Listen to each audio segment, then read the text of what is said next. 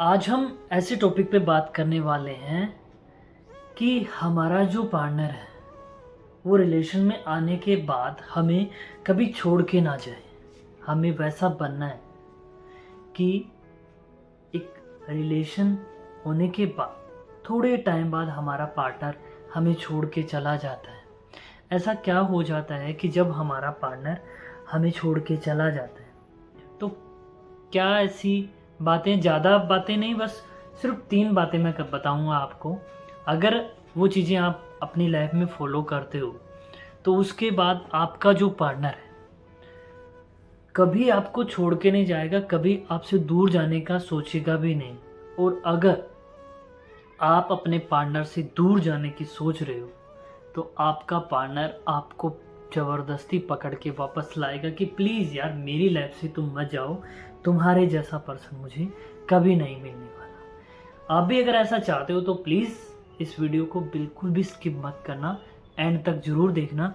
और जो भी मेरे वीडियो पे नए हैं मेरे चैनल को सब्सक्राइब कर दीजिए, क्योंकि मेरे चैनल पे आपको रिलेशन और प्यार के बारे में हर एक जानकारी मिलेगी। तो ज़्यादा टाइम वेस्ट न करते हुए मैं आपको बताता हूँ कि आपको किन चीज़ों को फॉलो करना है।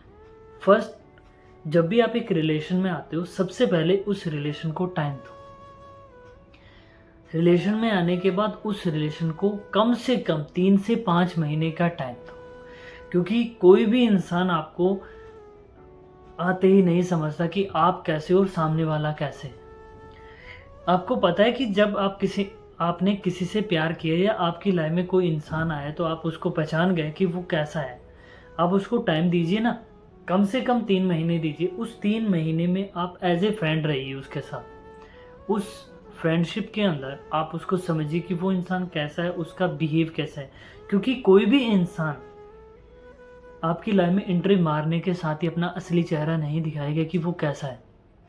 क्योंकि जब वो आपकी लाइफ में एंट्री करेगा तो हर दुख सुख शेयर करेगा, और उस टाइम क्या होता है कि हम उसके साथ इतने कनेक्ट हो जाते हैं कि हमें पता ही नहीं होता कि सामने वाला है कैसा।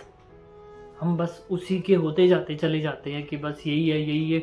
और एक टाइम आता है जब हमें पता चलता है कि यार साला जिस इंसान के लिए मैं ऐसे सोच रहा था कि ये मेरा लाइफ पार्टनर है, ये वो, तो ये निकला ही नहीं, ये तो उसका उल्टा निकल गया। तो पहली बात यही है कि आप अपने रिलेशन को टाइम दीजिए जितना हो सके, कम से कम 3 महीने। क्योंकि 3 महीने में कोई भी इंसान हो असलियत सामने आ जाती है। और अब हम बात करते हैं कि रिलेशन बनाने के बाद हमें किन चीज़ों का ध्यान रखना चाहिए। सबसे पहली बात, किस इंसान को अपनी केयर करनी चाहिए। हम क्या करते हैं, एक रिलेशन में आने से पहले या जब एक रिलेशन बनना स्टार्ट होता है तब हम इतने अच्छे होते हैं, इतने बढ़िया रहते हैं, बातें बढ़िया बढ़िया करते हैं और हमारी बातें ख़त्म ही नहीं होती।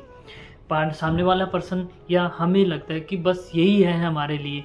और जब 2-3 महीने निकल जाते हैं तब हमारा असली चेहरा उसके सामने आ जाता है और उसका असली चेहरा हमारे सामने आ जाता है। हमें पता चल जाता है ये तो वो है ही नहीं जिसकी हमें तलाश थी। तो ऐसा नहीं करना, आप अपने पे काम करते रहिए। किसी के लाइफ में आने के बाद अपनी लाइफ की जो केयरिंग है वो नहीं छोड़नी।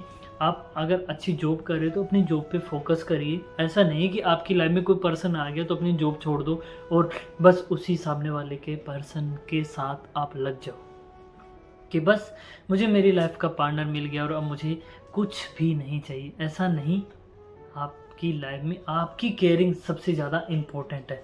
जब तक आप खुद की केयरिंग नहीं कर रहे हो, सामने वाला पर्सन आपकी इज्जत कब तक करेगा? 1 महीना, 2 महीना, 3 महीना, उसके बाद वो भी ये सोचेगा कि यार कैसे बंदे के साथ या कैसी बंदी के साथ मैं आ चुका हूँ।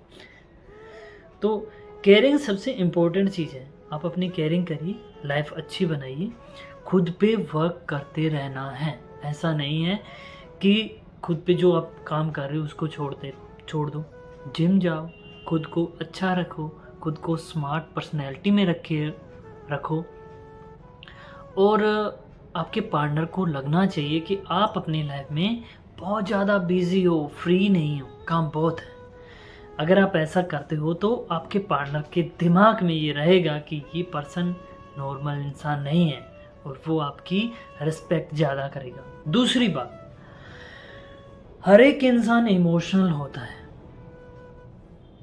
आप इमोशनल हो, मैं इमोशनल हूँ, हर एक इंसान इमोशनल है। इसका मतलब ये नहीं कि जब आप एक रिलेशन में आओ तो आप सामने वाले पर्सन के सामने अपना रोना धोना दिखाओ, अपनी हर एक बात उसको बताओ कि मेरी फैमिली में ऐसा हो गया, मेरी लाइफ में ऐसा चल रहा है। ऐसा कुछ नहीं करना। इमोशनल रहो पर इतना भी नहीं। अगर सामने वाला पर्सन भी आपको कुछ बता रहा है तो उसकी इमोशनल को समझो, पर ये नहीं कि बस डूब ही जाओ उसमें और खुद का बताने में बस मैं ये हूँ, मेरा ये हो गया, दुखी रहो। ऐसा कुछ नहीं, क्योंकि कोई भी इंसान ये नहीं चाहता कि उसका पार्टनर कमज़ोर हो। हर एक इंसान ये चाहता है कि उसका पार्टनर इतना अच्छा हो, इतना स्ट्रॉन्ग हो कि उसे कोई फ़र्क पड़ने वाला नहीं। हाँ, हर एक इंसान के मन में ये होता है कि इमोशनल होता है, उसे दुख होता है, हर एक चीज़ का होता है, पर इतना नहीं होना। आपको स्ट्रॉन्ग रहना है। जब तक आप स्ट्रॉन्ग रहोगे तो आपका पार्टनर आपकी रिस्पेक्ट करेगा। उसे पता होगा कि जो मेरा पार्टनर है वो बहुत अच्छा है और इमोशनल भी है और इतना भी नहीं है जितना होना चाहिए। तो आपकी लाइफ अगर ऐसी होगी ना तो सामने वाला पर्सन आपको समझेगा, आपकी रिस्पेक्ट करेगा, आपकी बातें मानेगा। और सबसे लास्ट और इम्पोर्टेंट बात, किसी के इशारे और किसी की बातों पे नहीं चलना। हम क्या करते हैं कि जब हम एक रिलेशन में आते हैं तो हम क्या करते हैं, अगर हमारा पार्टनर हमें कोई भी चीज़ बोलता है कि तुम्हें ये नहीं करना, तुम्हें ये नहीं करना, तो हम मान लेते हैं कि हाँ तुमने बोला है तो हम ये नहीं करेंगे। हम अपने पीछे की जो लाइफ है वो भूल जाते हैं। जब वो हमारा पार्टनर हमारे साथ, तब भी तो हम अपनी लाइफ अच्छे से जी रहे थे ना, तब भी तो हम अपने सारे काम कर रहे थे। क्या हमारे पार्टनर के आने से हमारे जो डिसीज़न हैं, हमारे जो काम है वो चेंज हो जाएंगे? नहीं। अपनी मर्ज़ी से चलो, जो अपना है वो अपना करो। ये नहीं कि पार्टनर ये बोल रहा है यहाँ जाना है, यहाँ नहीं जाना, ये करना वो करना, उसके इशारों पे नहीं जाना। और जिस दिन आप अपने पार्टनर के इशारों पे चलने लग गए तो पहला क्या होगा कि काफ़ी टाइम तक, साल तो लग ही जाएगा। एक साल तक तो वो आपको अपने इशारों पे नचाता रहेगा या नचाती रहेगी। और उसके बाद जब ये लगेगा कि ये एक कठपुतली है तो वो कभी आपको छोड़ेगा या छोड़ेगी, कभी ब्लॉक होने वाले सिचुएशन में आओगे, कभी रोना धोना, बस यही चलता रहेगा। तो ऐसा आपको नहीं होना। और एक और बात कि अगर आपका जो पार्टनर है वो किसी और से बात कर रहा है और आपको नहीं पसंद कि वो उससे बात कर रहा है, तो आप उसको डायरेक्ट बोलो कि देखो तुम जो कर रहे हो, तुम किसी और से बात कर रहे हो, ये चीज़ें मुझे बिल्कुल भी नहीं पसंद। अगर तुम उससे बात कंटिन्यू रख रहे हो तो मैं तुमसे कोई कांटेक्ट नहीं रखने वाला। आज के बाद तुम अपने रास्ते और मैं अपने रास्ते। जब ये बात तुम कॉन्फिडेंस से बोलोगे तो आपका जो पार्टनर है उसका जो भी ईगो है और जो भी वो पार्टनर है आपका, वो समझ जाएगा कि जो मेरा पार्टनर है ना वो एकदम परफेक्ट इंसान है और मैं इसको ना तो अपनी उंगलियों पे नचा सकता और ना मैं उसका कुछ कर सकता। तो वो अगर रहेगा ना तो आपके साथ सही रहेगा, और नहीं रहेगा तो जाने दो यार। अपनी लाइफ को कंटिन्यू रखो, आगे बढ़ो, अपनी लाइफ मज़े से बनाओ। क्योंकि किसी के आने जाने से अगर आपको फ़र्क पड़ रहा है तो आप अपनी लाइफ कभी भी अच्छे से नहीं जी पाओगे। प्यार मांगने से नहीं मिलता। अगर आप किसी के आगे प्यार के लिए भीख मांग रहे हो, तड़फ रहे हो, तो आपको क्या लगता है कि सामने वाला पर्सन आपको प्यार दे देगा? उल्टा वो आपको छोड़ के चला जाएगा और आपको एक ऐसे ताना भी मार के जाएगा कि तुम पागल हो क्या, तुम्हारे पास और कोई काम नहीं है। और जब ये बातें वो इंसान बोलेगा ना तो सोच के देखो कि आपको कैसा लगेगा कि यार मैंने इसके लिए क्या नहीं किया, कितना मैंने इसको अपना टाइम दिया, हर एक चीज़ मैंने इसको दे डाली, पर इस इंसान ने मेरे लिए एक बार भी नहीं सोचा।